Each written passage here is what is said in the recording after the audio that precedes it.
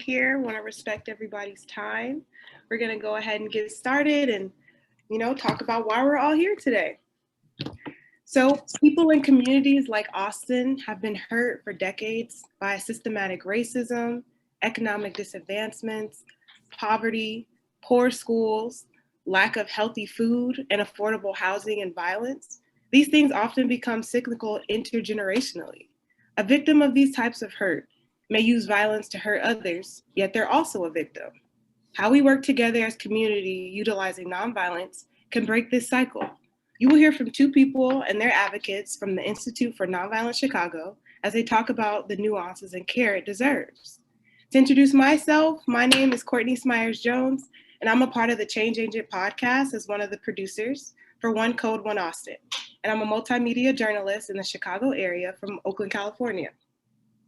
And I'm Maine Williamson. I'm also a part of the ChangeAgents Podcast as one of the producers of One Code, One Austin. I grew up in Austin and West Garfield, where I currently work as a reentry specialist for IUVC, known as Institute for Nonviolence Chicago. And developed by Judith McCrae and Maurice Baselon, ChangeAgents is a podcast series created by community organizers trained to tell stories of their neighborhoods and journalists that work to produce professionally crafted episodes that highlight challenges and grassroots efforts for change. And we're so fortunate to have met many change agents on our journey. Our episode, One Code, One Austin, follows me as a reentry specialist at the Institute for Nonviolence Chicago and others as we establish those in need and do our part to decrease the violence. Here's a short clip of our episode. One Code, One Austin. Let me know if you're able to play it. Who was shot and killed in crossfire in 2012. Heaven was my only girl, 7 years old. Very independent, smart to be 7 years old. We had a candy store in front of our house. She was shot and killed while we were sitting outside just enjoying the summer. This is Ashaki Banks. I met her at an outreach event she was working with me. She works at the Institute for Nonviolence Chicago as a victim advocate where she supports victims of crimes. Heaven is the reason she's able to continue to do this type of work, so families will never have to experience what she experienced. She's been gone now 8 years, and her life has still really touched a lot of people. I still get a lot of feedback on pictures that I share on Facebook at nighttime. I've been out here since my baby died, day and night, blood, sweat, and tears, with my job and without my job, just trying to help and give back. I asked God for the job, the strength to carry on, to help other people, and he did just that. Me and Ashaki connected because we both lost loved one to gun violence. Her daughter, my brother.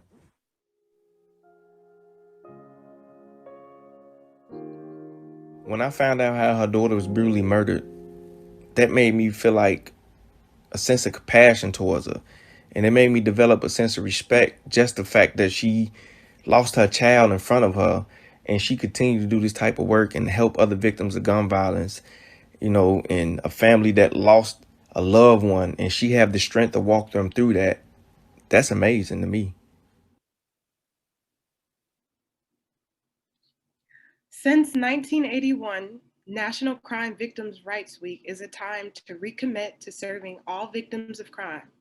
We want to take this time to remember loved ones we've lost to violence, acknowledge those who have gone above and beyond in their service to others, and remember and honor survivors of crime.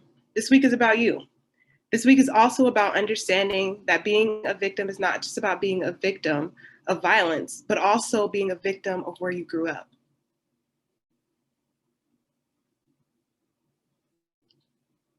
I know too many people who have been through exactly what Ashaki have experienced, and I've had enough. People are constantly taking from us our kids, our resources, and our jobs, but they can't take away this sense of community that we've developed on the West Side. So that brings me to this topic for this town hall, which is hurt people, hurt people. Speaking from that experience, this is something I did in my life. I hurt my community by contributing to the violence, But I had the mindset when I was in prison that when I got out, I'm going to change the stuff that goes on. And that's actually how a lot of us think, but that's not the type of news that circulate. It's always the negative. So my partner and I my partner and I would like to change that narrative and allow you all to hear from some really great members of the West Side who can speak firsthand on being that positive change that our community leads. Like Tremaine, which he goes by Trey. He grew up on the West Side of Chicago in the Austin community and is a victim of gun violence. And also, he's an example of just because of where you're born, you can easily become a victim of violence. So my question to you, Trey, as we open up this forum, how has growing up in Austin influenced your life both negatively and positively? So negatively, just being a product of my environment, or where I grew up in the Austin community, is you are who you hang around. And in my particular area, there were, it was a known gang in our particular area that I was, hanging around. I was associated with them, so that's what they thought I was. And just being young and growing up and participating in things that wasn't right, and me not really knowing what I was doing, I was one of the ones who was being violent in my community and hurting people.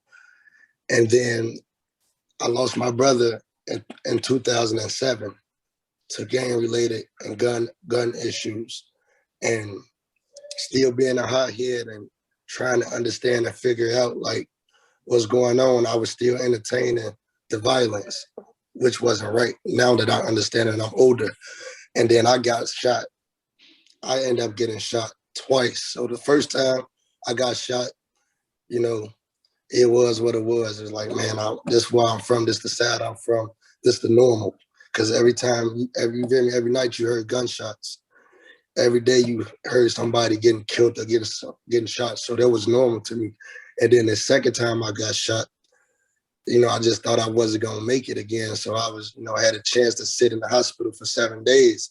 And within those 7 days, I just, had a conversation with God, and it was like, if you just pull me through this time, I promise you, whatever it is you want me to do, whatever calling you got on my life, I'm going to do it.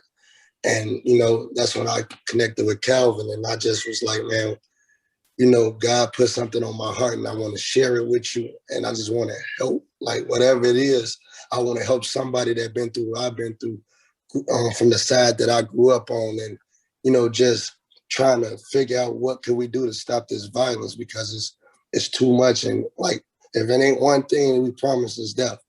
So like, now that I understand that, there is a day that we're going to have to proceed in death, but as long as we here right now, we can make change. And I'm all about change, because it's like, man, every day you look up, it's just somebody is dying to gun violence, or, I want to be able to like grow old and die of natural causes, and I'm sure everybody on this Zoom call wants the same. And no one should, get their life taken due to violence. So that was the negative part. And now to the positive part, when I got a chance to just sit and have that talk with God and understand the things that I was doing was wrong, and I was hurting people, and not only hurting people, I was hurting myself, because the things I was doing was wrong. And in no way and form, I wouldn't want nobody to hurt my family member, and I was hurting family members. So it's just, I'm all about the change now. I'm excited about what's going on here, and you got my full support, and I'm loving everything about this. Thank you so much, Tremaine. It's so nice to have an expert talk about this topic, hurt people. And just to go a little bit more into that for the audience, hurt people are typically reactions that stem from past experiences and are just preconceived ideas projected onto others. As Dr. Martin Luther King Jr. would say, we are all caught in an inescapable network of mutuality. The Institute for Nonviolence Chicago has adopted Dr. Martin Luther King Jr.'s way because they've seen how violence in Chicago touches us all and hurts us all. This is why Dr. King's principles of nonviolence are at the heart of all that they do. So next we'll hear from another panelist, we're gonna hear from Calvin next, Calvin Hunt. Calvin, I'd love to talk to you about experiences growing up and how that's motivated you to be where you are in life today.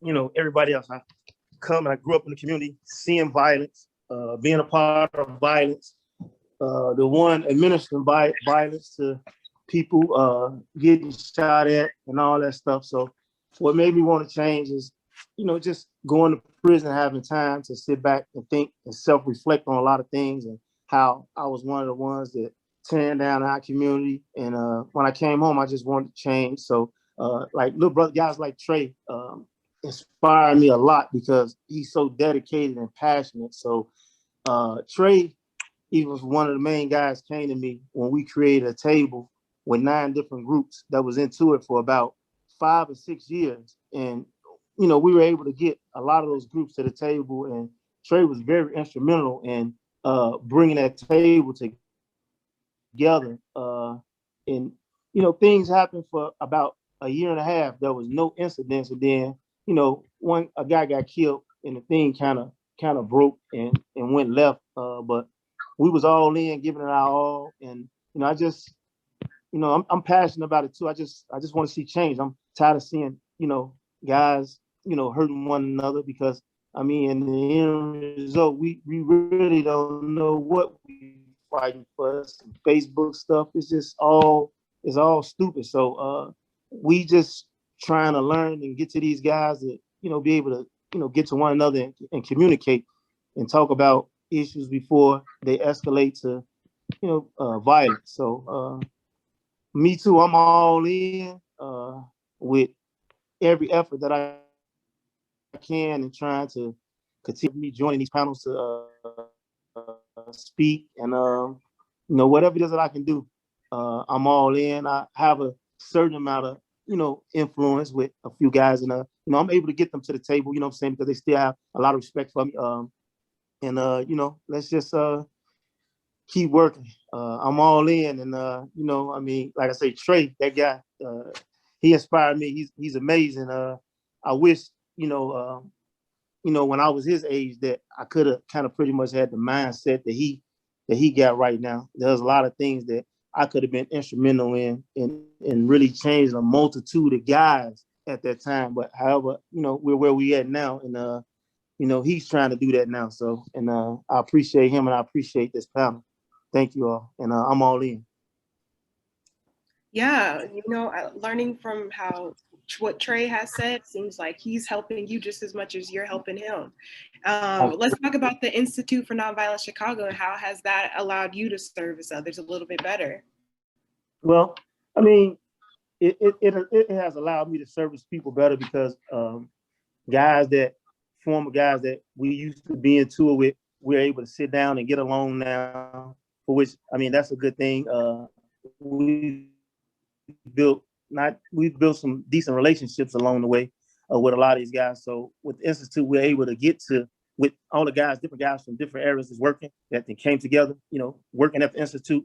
I mean, we're able to hit a multitude of people of different factions that we was previously into with for a long period of time. So the Institute has been good, just bringing everybody together from different sets and stuff, and just connecting people to everything, and all the other services that we offer. You know, victim advocates, case management, helping people getting jobs, the flip program, and just, you know, the pop-ups, the cookouts, you know what I'm saying, engaging the community, toy giveaways, you know, just feeding the community. It's just, you know, the Institute has been great in their efforts, and trying to make a turnaround and connect with the people from our community. And the guys that, you know, they kind of show that, you know, the guys that think people didn't care about them, you know, care, because we're there every week, you know, doing something, reaching out, connecting. You know, I mean, they help people with funerals. I mean, it's just a lot that they do. And you know, we need more organizations like the Institute in these communities, and and to continue to make a change. Wow, thank you so much, Calvin. Sounds like an invaluable experience. Just listening to all of that. I hope everyone can take how much the Institute for Nonviolence really means to this community. Next, you'll hear from Deborah Pearson. She grew up in the Austin area and experienced the pain of losing loved ones.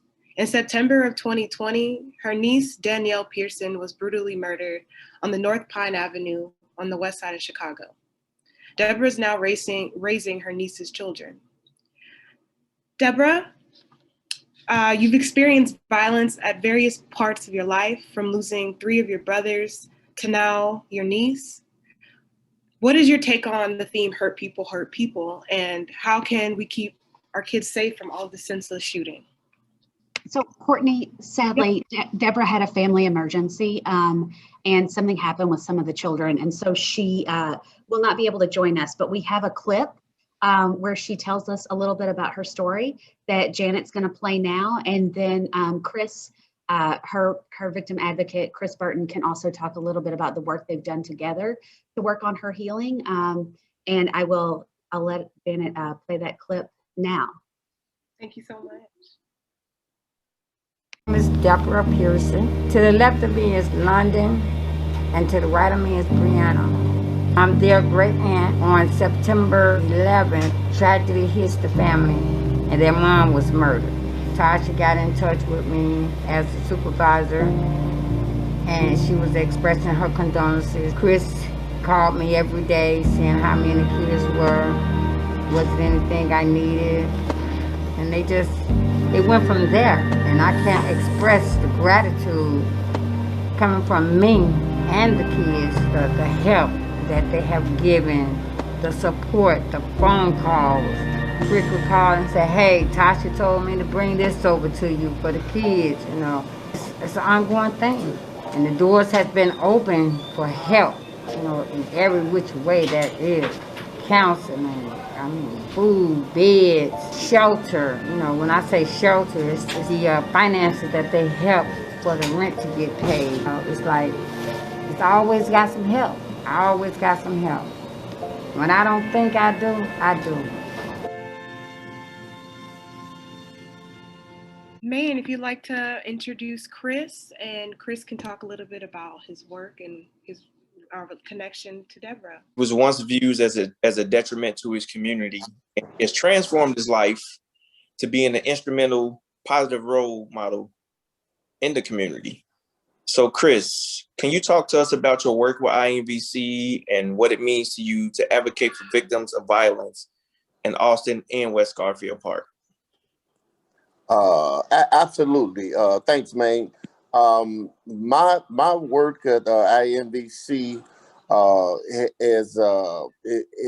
is greatly important to me because I saw from a distance what INVC was doing starting some years back in the community and the impact that it was having on individuals in the community that were struggling to find themselves, struggling to find meaningful relationships, jobs, and whatnot. And INVC created a platform for brothers like myself to step up and work with families. It created a platform for us to offer services, material things that families might need it. And Maine, if I could just speak to the fact that the theme for this entire documentation that you're doing is hurt people. Well, I'm just looking at the fact that because of the work that INVC is doing and the resources that it has provided for me to provide for families helps to make their hurt a little less. And maybe they're hurting for finances, maybe they're hurting for food and shelter and clothing and things like that. And INVC has made a way for us to be able to provide those things like we provided for the Pearson family. She was left with very suddenly with five or six children. And that's not including a couple that she already had. And so we went in and we started to look at some of what was her needs. And we provided counseling. We provided support groups. We provided beds and food and monies for relocating, all those components. That helped for her to hurt a lot less. And when you're hurting bad, you know, and help comes along, like IMVC has been able to provide for them. You know, she's hurting a lot less today. Thanks, Chris. Can you speak a little bit more on how the joy you get from helping people coming from, you know, your former life and how things were, you know, back then to where it is now? Oh, absolutely. I mean, it's been a pretty long time ago when I was a detriment to society, and in the Austin community, that's what I was. And it took a lot of spiraling down in my life for me to realize that I needed to get on board and get on the other side. And that's what I did over 25 years ago. And since then, I've been able to build relationships because of the connection that I have in the community, building relationships in terms of the people that I work with, and being able to provide resources and whatnot, and make connections with those in the community. Those are still trying to find their way. They're still struggling to find their way in through life or whatever. Thanks, Chris. So thanks, Chris, Deborah, Trey, and Calvin for being so courageous, for sharing y'all stories with us. And it's stories such as these that make me proud to be a change agent for my community. Of course, our ultimate goal is to stop the violence and also to change the narrative of hurt people hurt people. We need to get back to that thriving community that we once were, a community that supported each other regardless of the situation, a community that shared its resources, and we all embrace that sense of togetherness. Our community, it's our home. And in the words of my partner, if you call something home, you protect it. People who were once considered detriments to the community have transformed their lives and worked tirelessly to inspire others to do the same. So coming together and sharing stories is how we'll overcome the violence. Next, we'll play our last clip of One Code, One Austin before we open it up for questions for our panelists. Want our community to be what we want it to be, we have to start paying attention, and we have to start respecting our community and building it up. And those are the things and the morals that happened back in the 70s and early 80s. But then when you have this drug wave and violence and all of these, all these different things that happen, and it changes it. It changes it.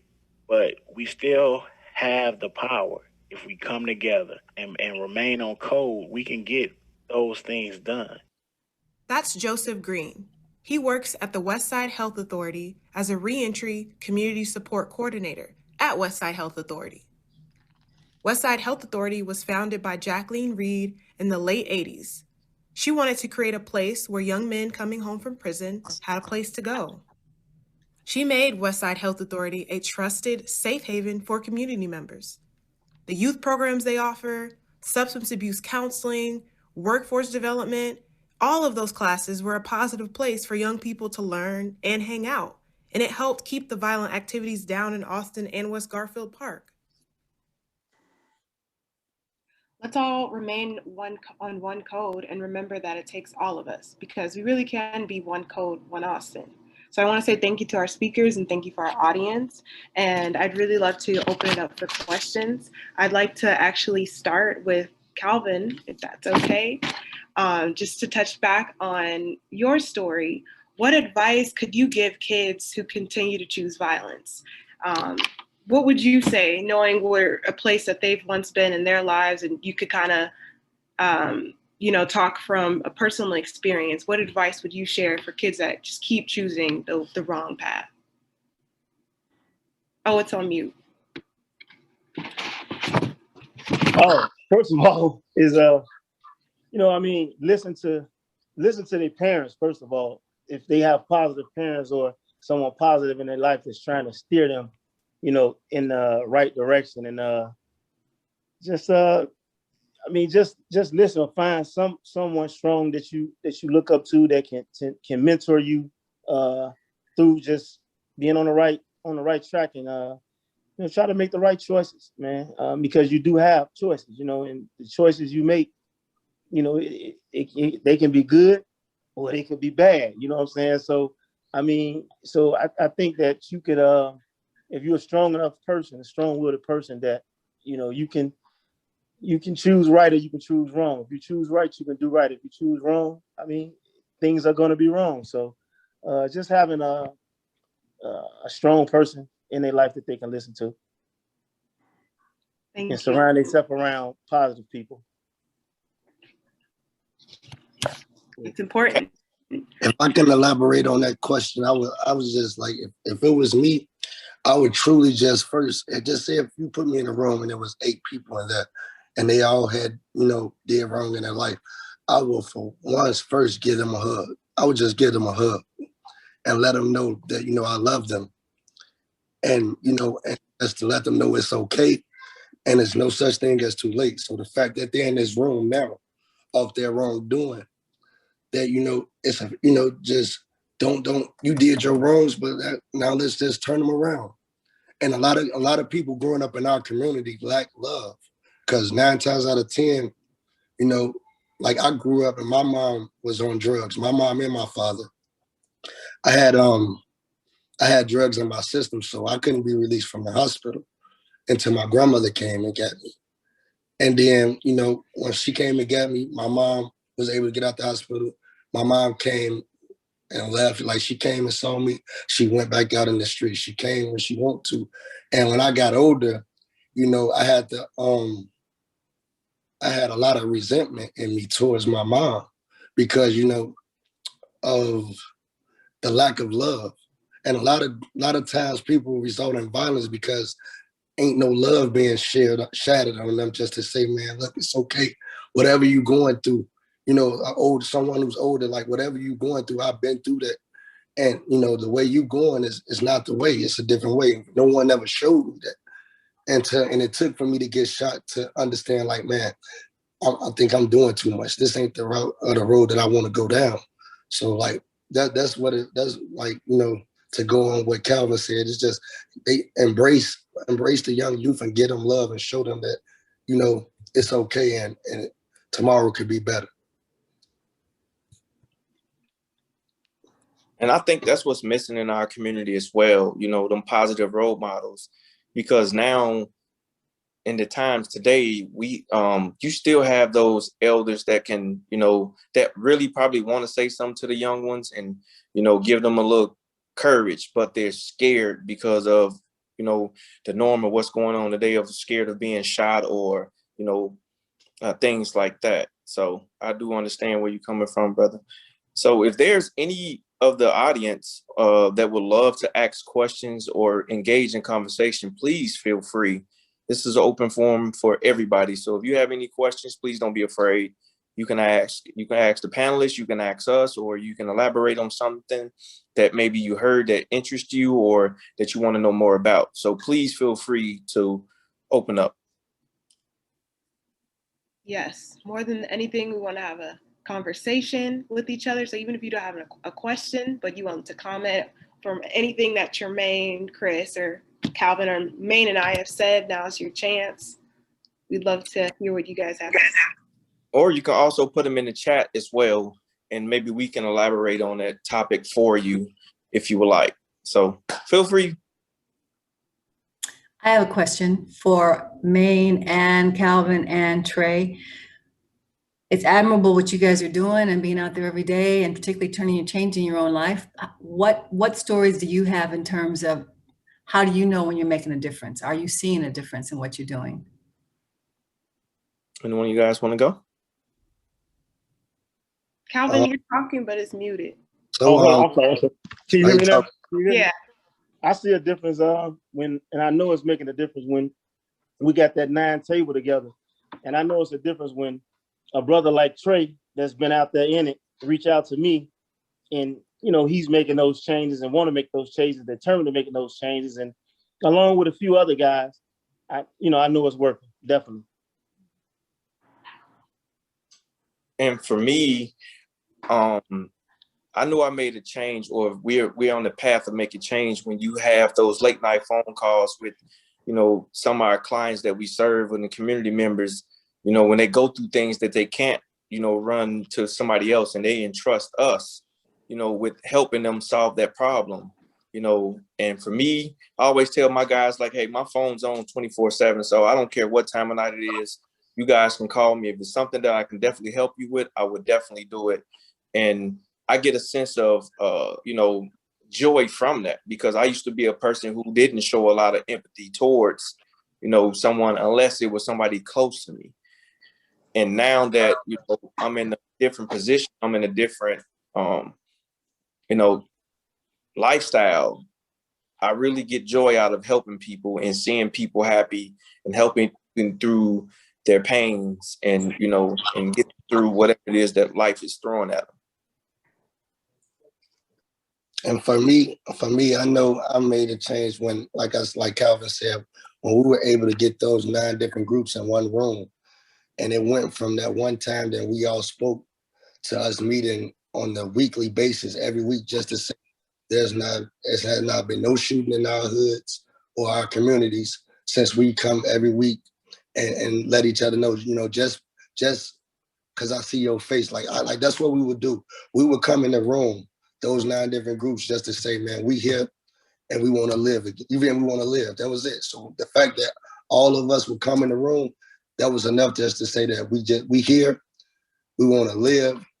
It ain't been nothing for those 5 days, those 6 days of nonviolence. And then on that 7th day, we all meet up and just say, man, let's go strong and do it again for another week. So we did this really like for a year straight. It was a year and a half straight, like was no type of violence every week. And then it was like, I started getting excited about it too, because like I'll call in the areas in the community, I'll call some of the guys, and I'll just ask, like, man, has everything been good up there?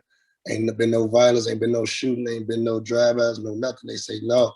And so I called Calvin, like, man, it's another week going good. We got to do it again. So like me and him would challenge each other. And I would just sit on the phone like for hours and hours and talk, like, and then it became a passion for me to just help somebody, because the fact that we helping them to, understand life and to want to live. We have a couple of questions in the chat, Courtney. I just want to read the first one. What sort of counseling skills do you think are most helpful for people who want to learn to make better choices? I don't know if anyone wants to talk about like the cognitive behavioral therapy we've done, being culturally competent in our counseling, and having that behavioral therapy on site so folks don't have to leave and go into an unsafe place. Yeah, I definitely can speak to that, Tara. So it's actually dependent on the person and building that relationship with them. When they feel comfortable enough to tell you exactly what they need. Some guys want to work on their mental health. Like now, we're doing a Flip 2.0 program where we're focused on emotional intelligence, where we're working on their cognitive behavioral therapy and their thinking skills, and how to, and also incorporating the steps and principles of nonviolence for conflict resolution. So, it's really depend on the person. A lot of them, I've had clients that come to me and say, hey, man, I want to be a better father, or I want to be a better person, period. A lot of them, we provide like anger management. We provide whatever it is that they need. We break our neck to help provide whatever services that they're asking. If that answers your question. Yeah, and if you're okay, I'll go ahead and read the next one. And Calvin, I feel like Calvin or Trey, this would be good for you all. What are some strategies for engaging youth who may be resistant to accepting help? And I think that kind of goes along with with Jack's question next. Seems like one of the powerful ideas behind Hurt People is that there's a lack of judgment, along with the focus on healing past hurts. Trey talked about about the lack of love. How do we better communicate an openness toward choices we wish weren't made, even when we hope for something different? So I think this is speaking to kind of our restorative justice focus, that type of thing. So if you all want to attack that one, that's the wrong verb, but you know what I mean. Non-violently attack it. I think it helps getting those brothers sometime, taking them, spending time with them, you know, putting positive thoughts in their head and taking them out their element, you know, to a place to, you know, take them somewhere to see something different, take them out to eat. You just got to keep reinforcing your message to them and talking to them and, you know, just spending time with them. And hopefully you will become possibly that role model they look up to and say, hey, I'm gonna call Calvin or I'm gonna call whoever, man, this guy before I react to do this, do that. You just have to just keep reinforcing positive in him and spending time with him. Yeah, that's exactly what we did. Like we had got a chance to go sit down and eat, and we had went go-kart riding and just taking them, like you said, taking them out their element and showing them something different than just standing on the street corner. So when we met with those groups, because I saw that in the chat, they said what like those different groups. So it was groups inside of groups. So just say if I live on Central and North Avenue, and then I was those main people in my community who somebody feared. I had my little group, and then they had a group, and then they had a group. So it was groups inside of groups that were problems that we had to attack the main people that were the problem to get their guys on board to come and meet with us. And they met with us, and then we just tried to figure out the solution. So when they start coming every week, when they started to come to these groups every week, it showed us that they wanted to live. Like it showed me. And it's like, ain't nobody gonna keep coming every week to show their face if they know someone, we step out of this group, they're gonna be on, some BS mess. So the fact that they was coming every week, it gave us something to talk about, and it gave us a chance to see their face, to know that, like, man, look, we coming here to show y'all that we was the problem, and we don't want to be the problem anymore. So like, there's a lot of strategies. Like, it was just a phone call that I just called Calvin, and I was like, man, we got to do something. So Calvin, made calls, and he was able to have an ally to someone in each area to be able to bring that main person who they was saying names in our meetings that was the problems to come together to be able to figure out a solution. And just to piggyback on that really quick, another strategy, or I would say the main component, is building that relationship with the individual as well. There's no book to getting a guy to change his mind. It's all about how you being genuine, and being the message that we bring as well. So I just feel like that's definitely one of the important strategies, building that relationship with that person and being a message that you bring. Thank you, both of you. I'd like to ask Chris a question next, and Maine, if you want to answer this as well, it applies to you as well. But first, I'd like to talk about what everyone just said, and Austin, and the sense of community that Austin has, and its ability to rise from the trenches should be adopted by other communities. And to witness you guys' relationships, and the panelists we're witnessing like how you guys are and with one another, it's really amazing. So I'd like to ask Chris and Maine, doing the work that you guys are doing and always being exposed to violence, how do you protect your peace, and how do you keep yourself recharged? What do you do? Because that's self-love and self-care, that's a part of violence as well. You have to take care of yourself in order to continue to service people. And we could take a lot from learning from you guys. So if you guys let us know, that'd be awesome. Go ahead, Chris. It's muted, Chris. Okay. So now, what I do to recharge myself is self-care, which IMVC is very big on. Our managers are always speaking about, what do you do to self-care? What do you do in your off time? In my off time and in my spare time, I'm reading. I'm writing my second book, and I try to focus on being the change that I want to see. I try to continue to better myself so that I can have something tangible to show to the people that I'm speaking to, the people that I'm trying to help, because I'm a firm believer that you can't pour out what you don't possess. And so I try to really continue to work on myself, to better myself, become a lot stronger in the areas that I know I need building up, so that when I talk to those young men that's struggling to find their way, that I can have something to look to that's tangible and say, hey, you know, this is what I've been able to accomplish. You know, I went from being unemployable to being employable. I went from not reading books to writing books. So, you know, those things are very important, that you have something that you can actually, some tangible, so that you can reach out to and show that you've been able to accomplish. And to piggyback off that really quick, IMVC is definitely big on self-care. And for me, my self-care would be, you know, spending time with my family as much as I can, because our jobs can be so demanding at certain times. We were really out there, you know, on the front line, you know, suited and booted, ready to, you know, provide for our community. So, and also I have a 6-year-old who loves sports, so he's starting baseball soon.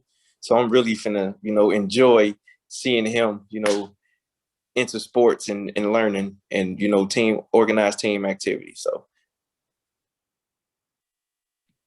Thank you, guys. It looks like we have some more questions in the chat.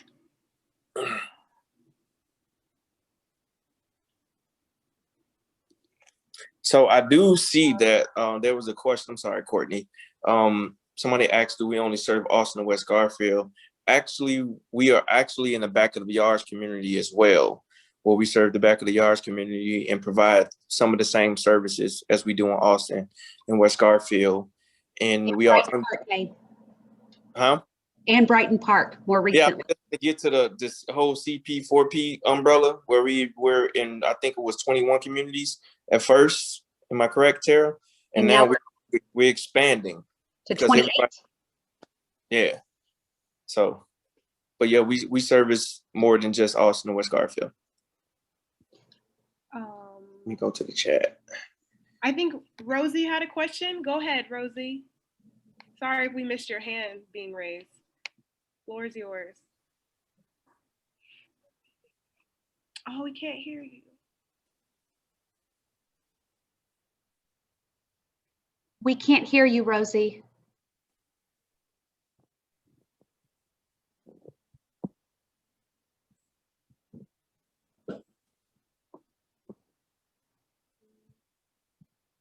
Is she on mute? No, you might have to mute and unmute. It might work if you do that.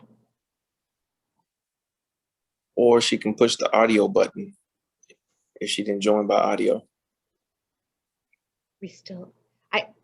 You know what, while you're getting that to work, can we answer one quick question about what are the pressures for young people to join gangs? That was one of the ones that was in the chat. And Chris, I know, you know, I'm working particularly with Deborah, and she has now 6 children in her care. If you or Tremaine or Calvin or Maine, whoever wants to talk about that, I think, you know, what are some of the pressures and how can we impact those pressures for young folks to not join, you know, organized activities?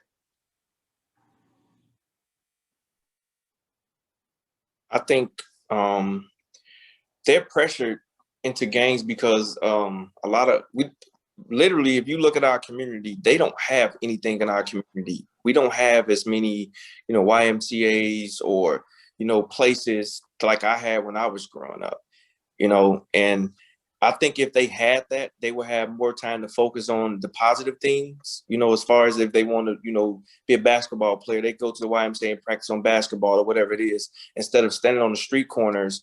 And, you know, of course, you know, negativity lurks. So I just think like that's one of the things that kids do be pressured into gangs, and for acceptance as well, because, you know, you don't get the acceptance at home or around the people that you love or the people that you trust the most. And of course, when you go outside with your friends, you know, it's a sense of bond, it's a bond, it's a unity with them. And, you know, and you just want to be accepted. So therefore you go and, you know, and be a part of whatever they got going on just for that sense of acceptance. If anybody else want to elaborate on that. Yeah, I'd like to say that I think that our youth are influenced by some of the negative music, by some of the negative, impactful video games that are out there. You have kids playing these violent video games week in and month in and year in, and those things get in those kids' spirit. So what we would have to do, instead of watching the child go from seeing violence on video games to trying to practice it himself, we have to expose them to other things. We have to expose them to better things. Take them places like Calvin was speaking. Take them out. Take them to museums. Take them. Let them see downtown. What downtown look. A lot of our children haven't even been outside of their communities that they live in. So let's expose our kids to better and finer things, and definitely, you know, instead of falling in love with violence, let's get them expose them to some of the some of the energy coming from the scientifics and what I'm looking for, the word with all the electronics that's out here, they could do better falling in love with some of the technology is what I'm trying to say, because I mean our kids are going to change the world for the good or the bad, and so it will behoove us to try to get our kids exposed to bigger and better things, finer things, more important things like the evolution of technology.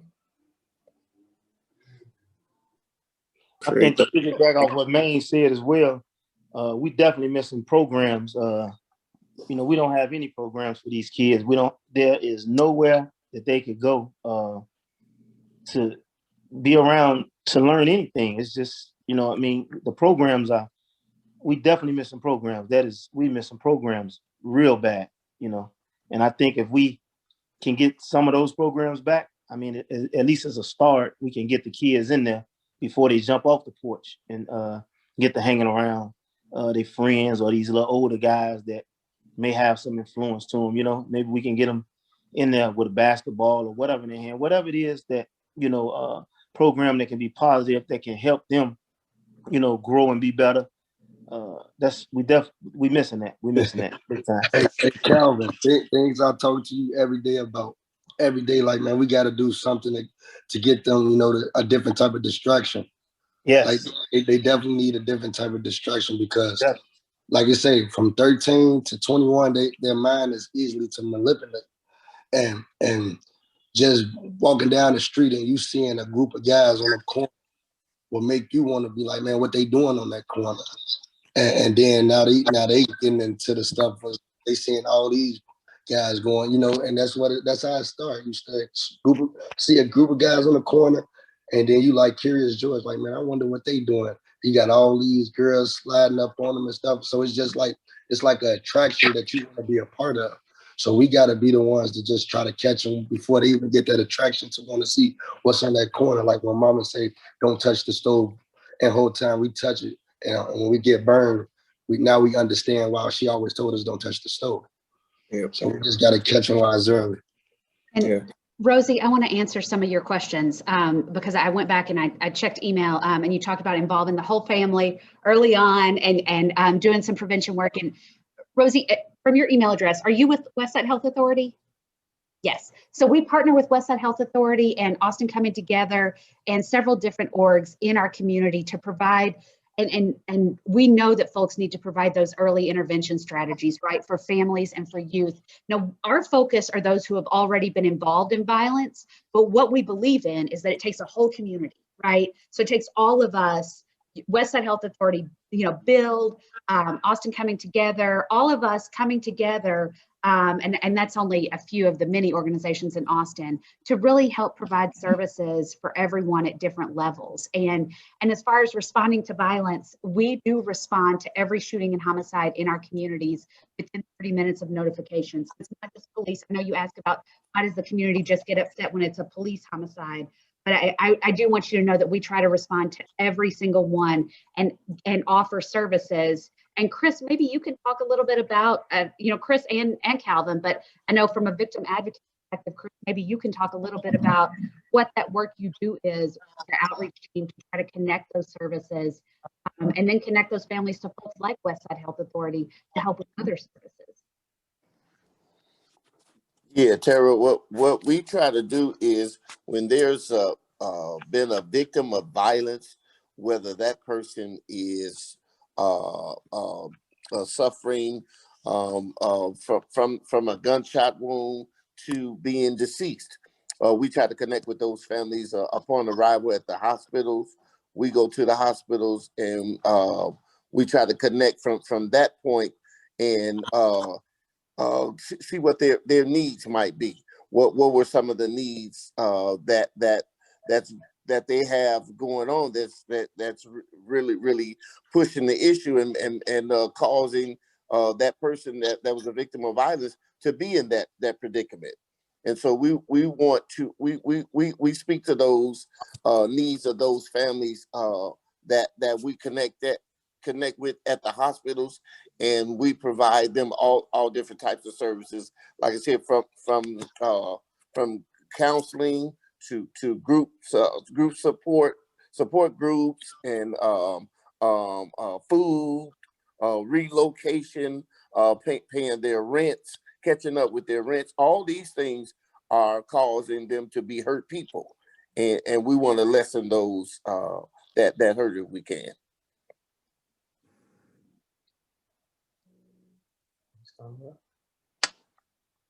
Is there anyone else from the audience that would like to ask a question or talk a little bit more with our panelists?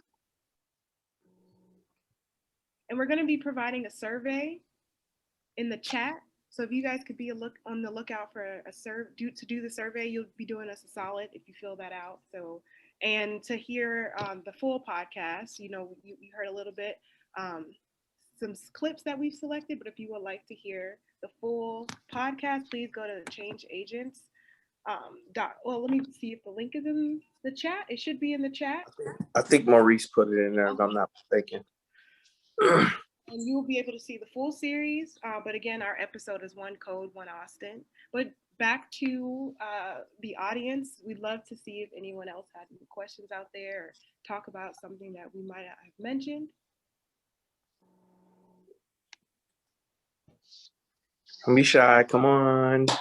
Let's have this conversation. Can I just say I'm grateful that we have our new Director of Programs, Jimmy Orange, on the line with us, as well as Ashley Perkins, who is our lead trainer and training coordinator. So if you all have questions, about nonviolence in general, I don't want to put you all on the spot, but we have a crew here that can help you. Put them on the spot, Tara. Oh, I'm sorry. I want to mention that the survey is short. It's very, very, very short. Let's just say that one more time. It's very short.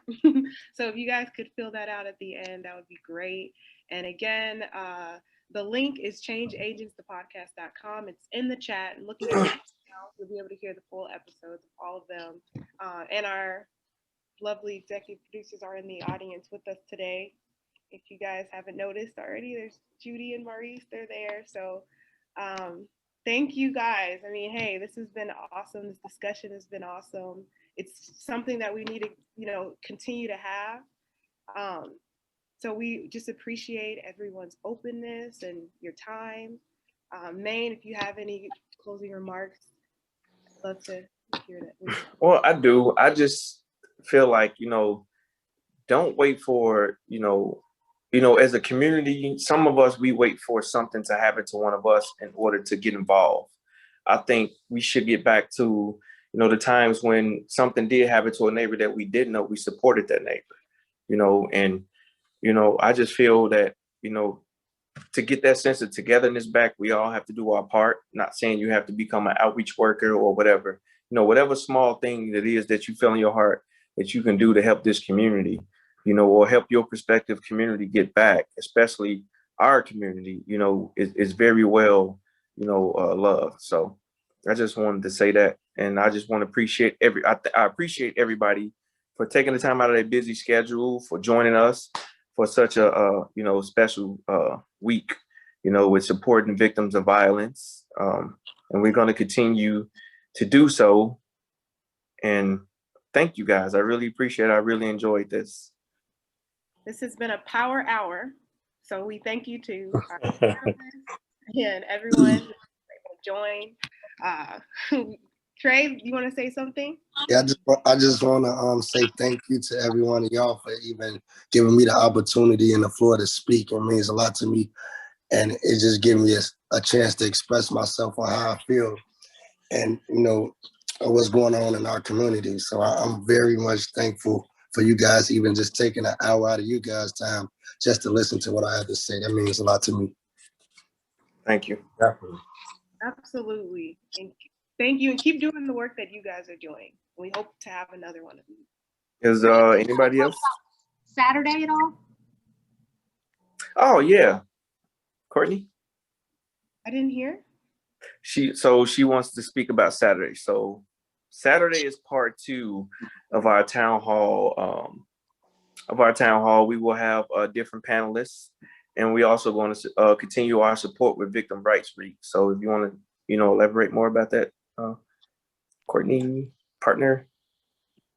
Yes, let me pull it out. Give me 1 second.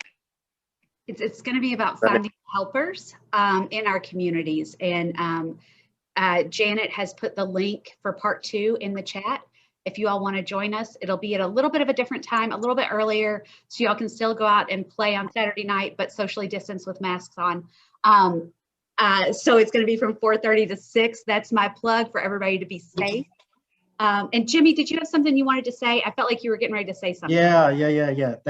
Thanks, Tara. And while Courtney's looking, I just wanted to introduce myself. I'm Jimmy Orange, the new program director of programs for INVC. And as we acknowledge Crime Victim Rights Week, I just want to commend the team, Maine, Chris, Calvin, Trey, Maine, Courtney, Tara, great job, Janet. Our training coordinator, Ashley, is on. I'm just a fly on the wall. I support the team, and these are the real heroes. And so I just wanted to add that piece as we really acknowledge Crime Victims Week. Great job, everybody.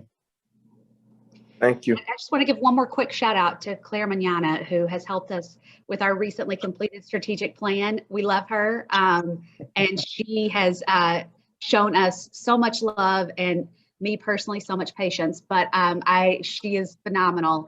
And so hopefully you all who are working with us and in our communities will be able to see some of those things unfold over the next 5 years. It's exciting. And also, do Maurice and Judy want to say something? Come on, because y'all can stop hiding now. Yeah, what he said. Judy, Maurice.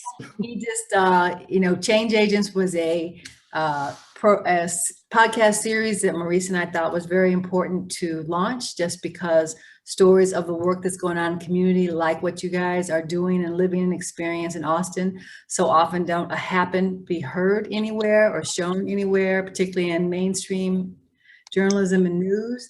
And the fact that there's still that ugly stereotype that communities of color still need outsiders to come in and fix them, or only do the horrible and the negative. This becomes like a joke at this point in terms of how it's talked about. That it's been our pleasure to work with Maine and Courtney and INVC to be able to showcase the work that's being done, as well as talk about the issues and what the areas are that are looking for change, but to really showcase the change agents, because that's the point. So thank you for being so open to work with us in helping you to develop this story. I concur. The experience was amazing working with change agents and the emerging reporters that we work with. We did 6 episodes. Some of the other topics were environmental racism, the deplorable detention of undocumented citizens. We did something on distance learning and the divide that exists between Black and brown communities and other communities in the city. So, and you can hear all of those at ChangeAgentsThePodcast.com. The more people that go and listen to those and download those, the more likely that we have a second season, which is everybody's hope. So, And a third and a fourth, and just think of it as your favorite TV show that you download and watch and pay your Prime Video and all that. Download it. Oh, sorry, series on my TV shows. But go and download the episodes, guys. Trust me, you won't be disappointed. Absolutely. If you loved what we discussed tonight, then you would love, like Tara mentioned, on April 24th, the Townhall is going to be at 4:30, Finding the Helper. So meet us again or invite your friends for them to hear it this time around. So thank you, guys. Thank you. Great team. Great job, team. Thanks, everybody. Yeah. Good job, Don't forget everybody. to fill out that super short survey. It's really, really short. And Maureen's if we chat. got payment questions, in the mail. forgive us. Oh, Yeah. All right. Thank I'm you, giving all Dave. of you applause. So thank you again. Clap for yourselves. the presidential way. Clap for the Queen way. yourself. Clap for yourself here.